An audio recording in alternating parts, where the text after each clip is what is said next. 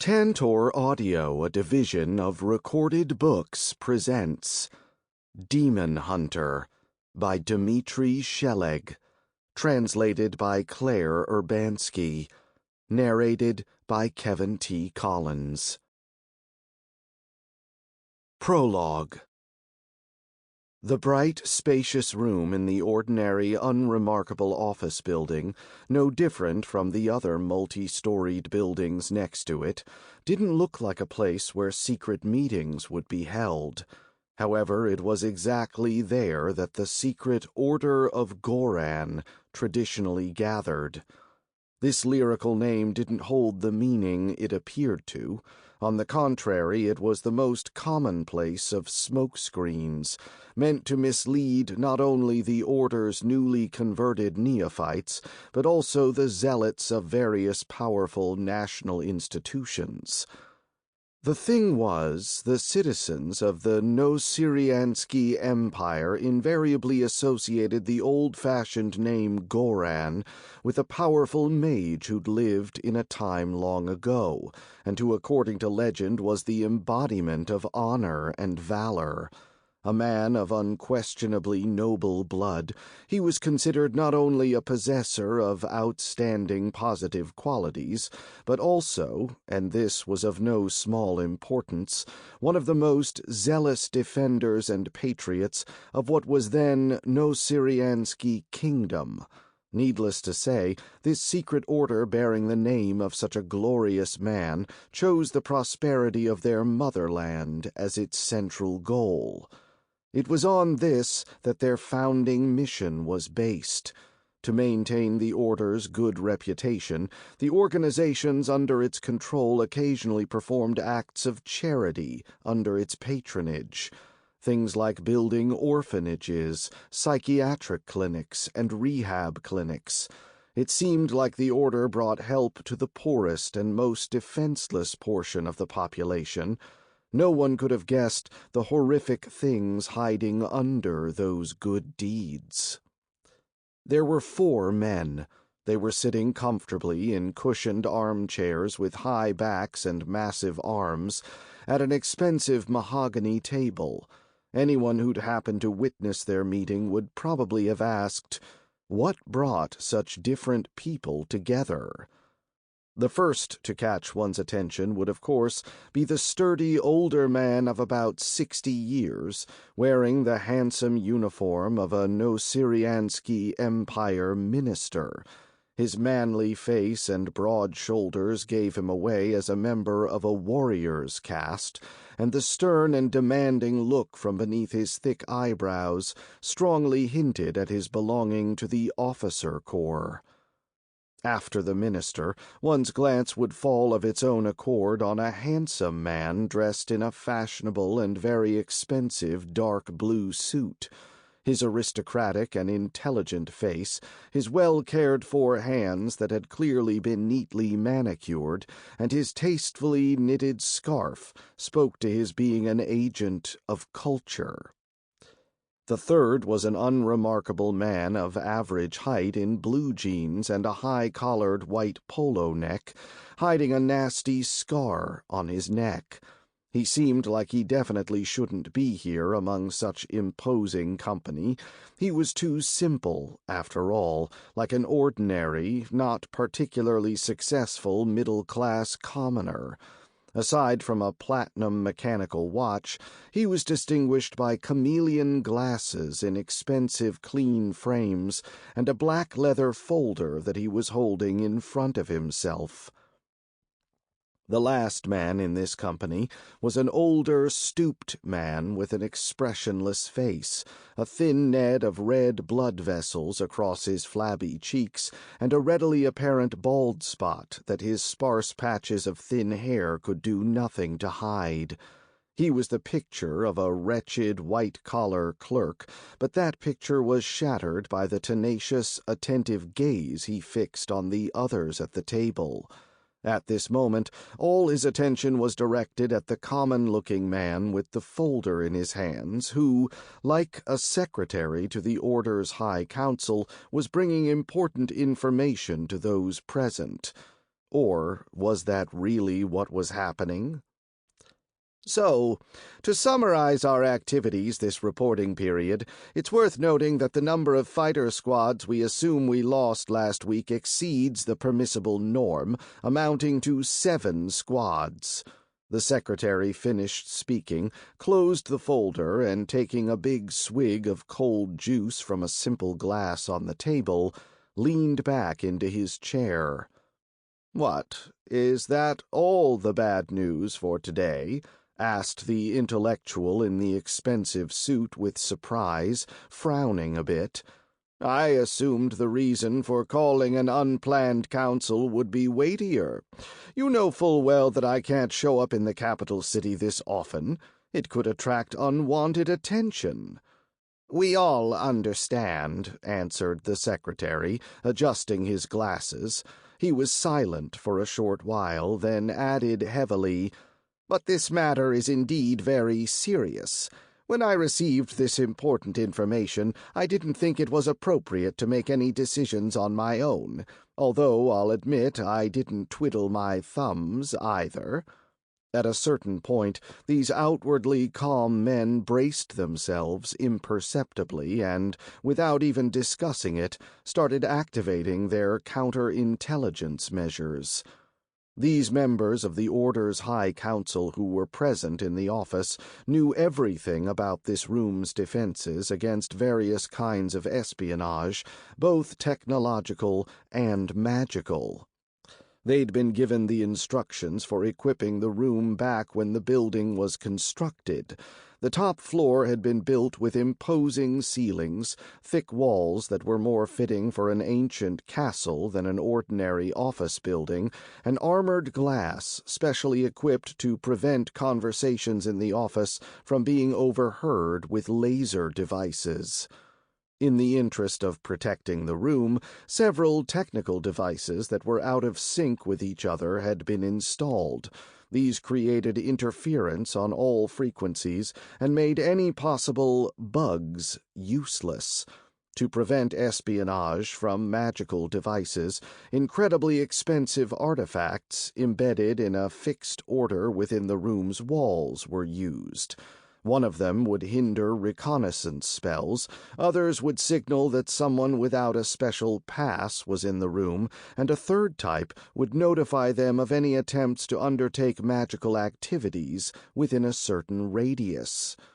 Despite the measures already taken, the men activated their own personal defensive devices and amulets, for the matters that they now had to discuss threatened to deprive them not only of their lives, but of their souls.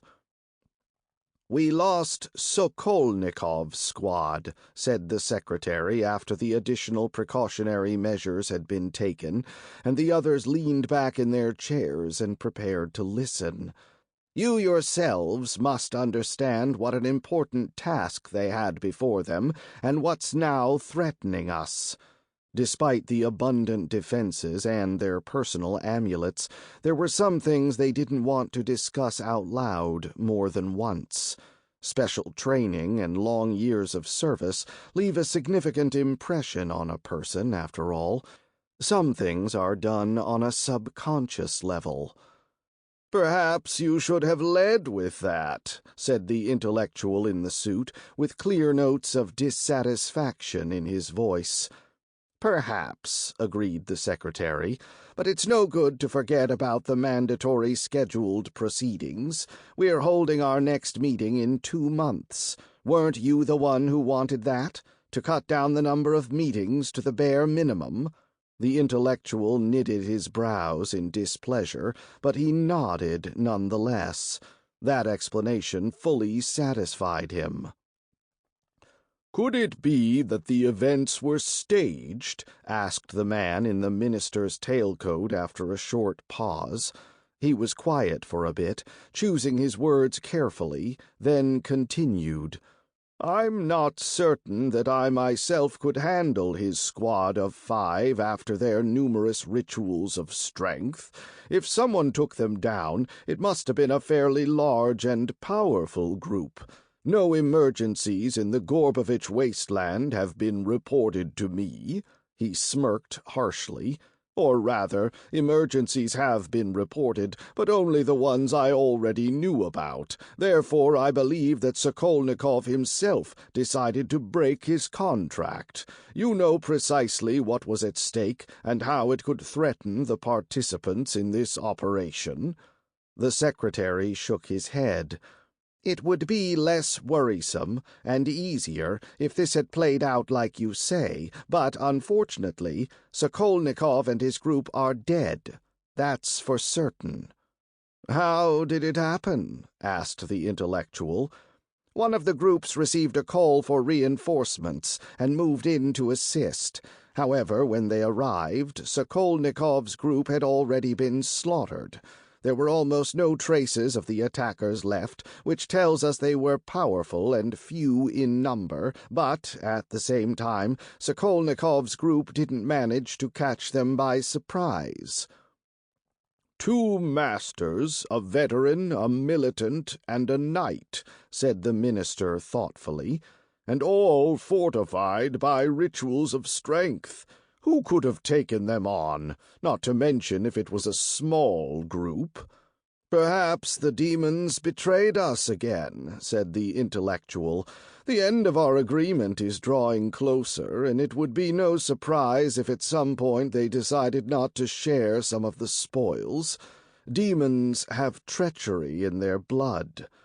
Unfortunately, the situation is even worse than you seem to think." The secretary shook his head. "I'm sorry to say that the Naga were discovered in the same place." "Oh, demons, asses!" the minister allowed himself to curse. "And the stones were also gone, of course. Were they?" His question was essentially rhetorical, so he didn't need an answer. Instead, the secretary continued, "The bad news doesn't end there, I'm afraid." "Don't tell me someone from the group was taken alive," said the minister immediately. "One was," replied the secretary, "one of the mages. His mutilated corpse, with signs of cruel torture and a full-fledged soul stone in his chest pocket, was dropped off at the main entrance to the Moorshanks police station." All of the men had difficulty stopping their suppressed emotions from rushing out, as the secretary continued. "There was a note fastened to the dead body with a very interesting piece of information. One of our sleeper agents in the informant program has once again saved us from being unmasked." "What was in the note?" asked the minister. "Information about the order, our fighter squads working in the Moorshansk city limits, the slave caravans, the soul stones and the pain stones, and our agreement with the demons. There was also a guess at who's behind all this. We're very lucky that we were able to intercept the note." "And what about the stone?" asked the intellectual. "It's with the police for now, but because of the kinds of defenses they have there, it's currently impossible to extract it. You know yourselves." "Is Plan Anonymous ready?" the clerk, who'd been silent thus far, asked quietly. All the others went silent immediately. This man weighed his words carefully, and very rarely spoke. "Yes," replied the secretary. "They finished preparing it that same day." "That's good." The clerk chewed his lips thoughtfully. "We're not paying the Assassins' League so much for nothing. What have you heard from the gendarmes and the clergy?" "Nothing of interest has come through from them yet. There are stirrings, of course, but no more than that a real soul stone has been found and that strange things are happening in the wastelands. They're operating as usual." "In that case, we'll have to put them under thorough supervision," said the clerk sternly. "If none of the active goings-on have been noticed yet, then they most likely haven't received the informational letters yet. Soon our unknown enemies will realize that the police know nothing about their note, and most likely they'll try to repeat the attempt to draw attention to the problem with the help of the gendarmes and the clergy. That's our chance to get to know them more closely. It's not for me to tell you how to do the operational work. You'll seek out for yourselves what to do and how to do it. But why aren't you factoring in that the gendarmes or the military could have gone after Sokolnikov's group in the first place, or someone else in a position of power? Asked the intellectual. They simply took over the wastelands at that point.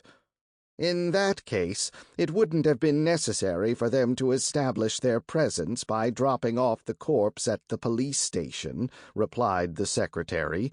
They would have just gotten to work. You may be right, said the intellectual thoughtfully, but this could have been a good old red herring to try to mislead us and make us think the situation is under control. That's too complicated of a scheme, even for the gendarmes, said the minister. They simply couldn't have done what you've dreamed up. Besides, you should know that the Department of Gendarmes is a state institution with a strict hierarchy and systems of activities for all facets of life set up. They have to file the right paperwork with every action they take, somehow or another, which would be a clear signal of special operations to anyone in the know. As I understand it, there's been no communication about any work from them. All right, said the secretary, nodding. There's been no feedback, so we can boldly assume that our enemies are from the private sector. Let's end the first phase of the operation, said the clerk, casting a gloomy look at all the others. Silence fell on the office. Could we go ahead with it anyway? Said the intellectual. We still have to get the other 5 stones while they're fresh. If we end this operation now, then next time we'll need about 20 of them. We've waited a very long time. Let's wait a little longer, said the clerk in a tone indicating that he wouldn't tolerate objections. I don't want to take vain risks again. What about our people? Asked the secretary. Transfer our people to other objectives. Leave only a few groups to follow this situation. Incidentally, said the minister thoughtfully, why didn't our mysterious enemies leave their prisoner alive? An important witness, after all, is a very valuable prize. They could have gotten a lot from him. As a valuable witness, he could have shed light on who captured him, the secretary pointed out.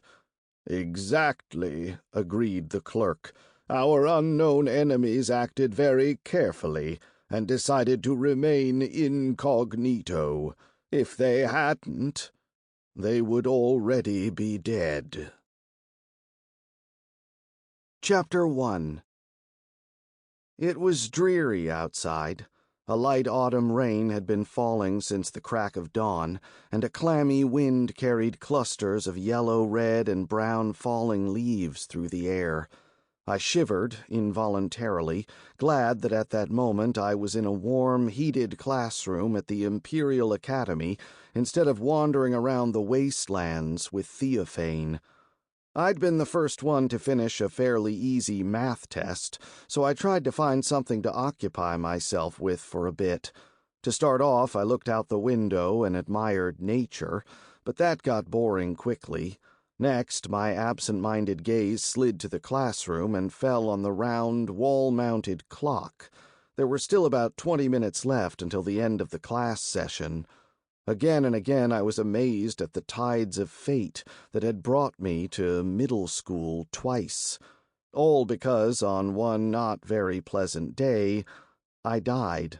Just like that, I froze to death in the Arctic wilderness of my own world. I'd avoided going away forever with the help of an incredibly powerful old mage, the head of the princely Morozov line, who'd needed to prolong his dynasty and had found someone's soul to instill in the body of his 10-year-old heir.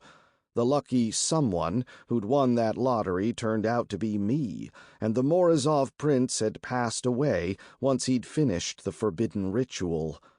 A servant of the Morozov house, carefully covering all traces and evidence of the heir's rising from the dead, had taken me away from the family's estate, because it turned out that the boy's killer was his own father, who couldn't tolerate the news of his son's lack of magical talent.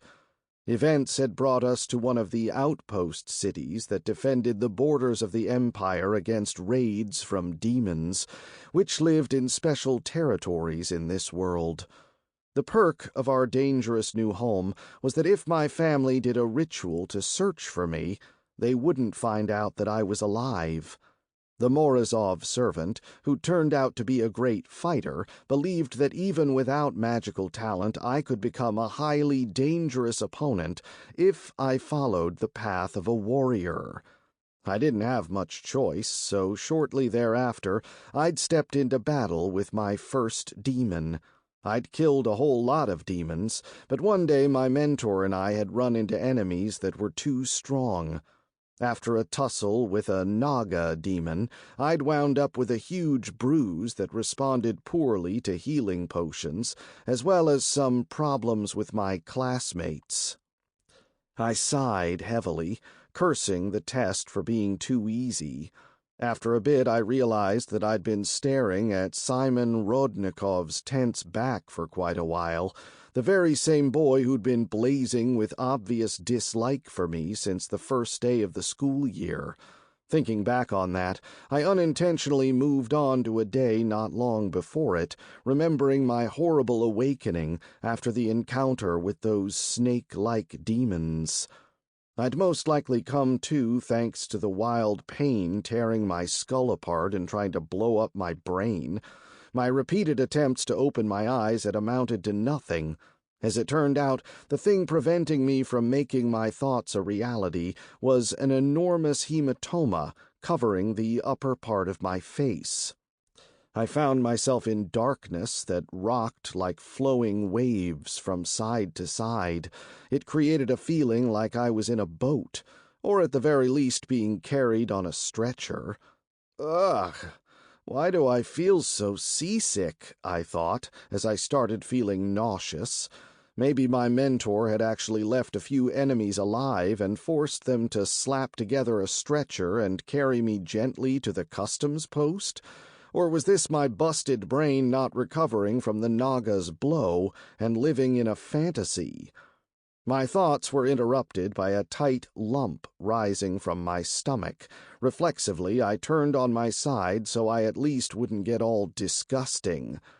"Get a basin! Get a basin!" I heard a familiar female voice, and a plastic bag was shoved under my chin just in time.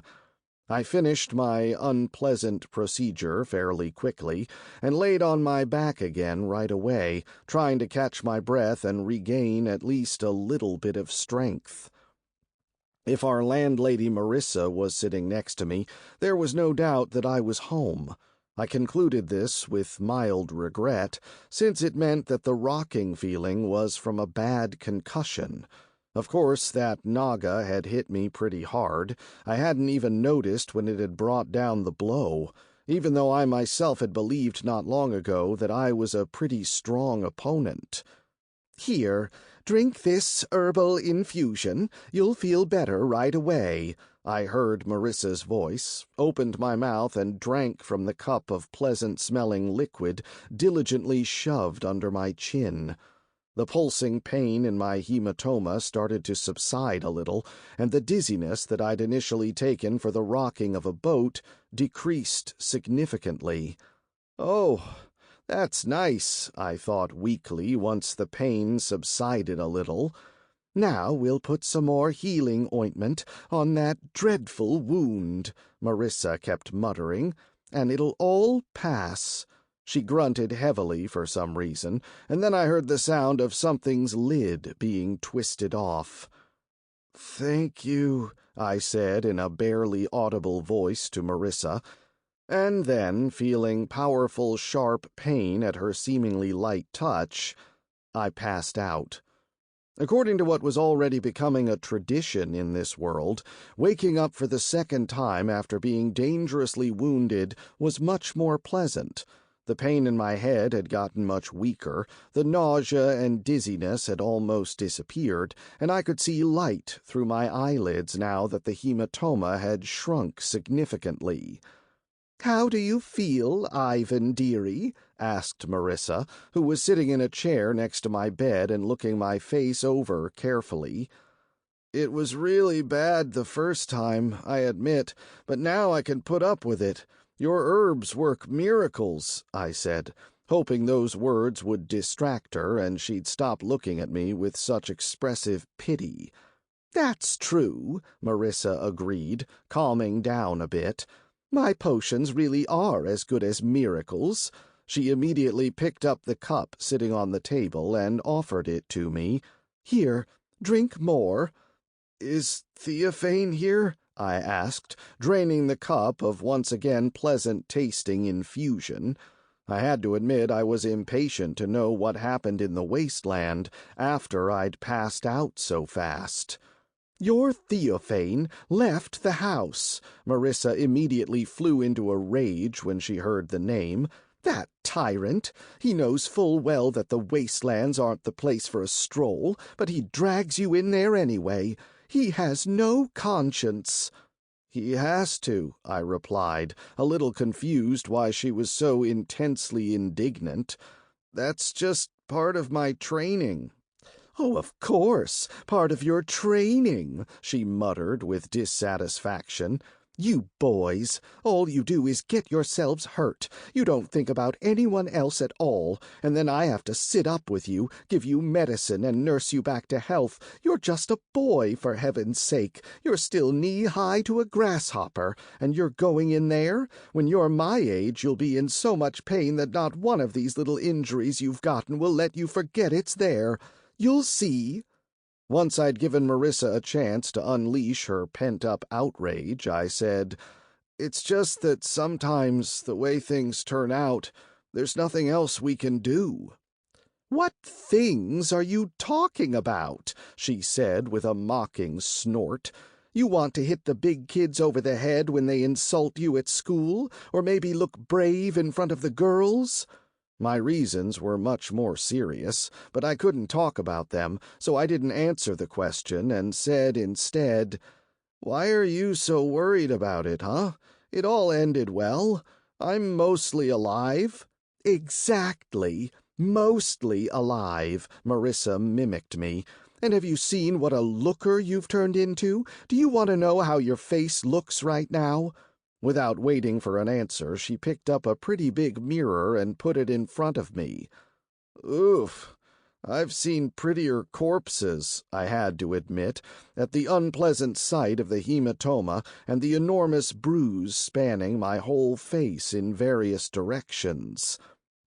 "Right. What did I tell you?" she said, raising her finger triumphantly.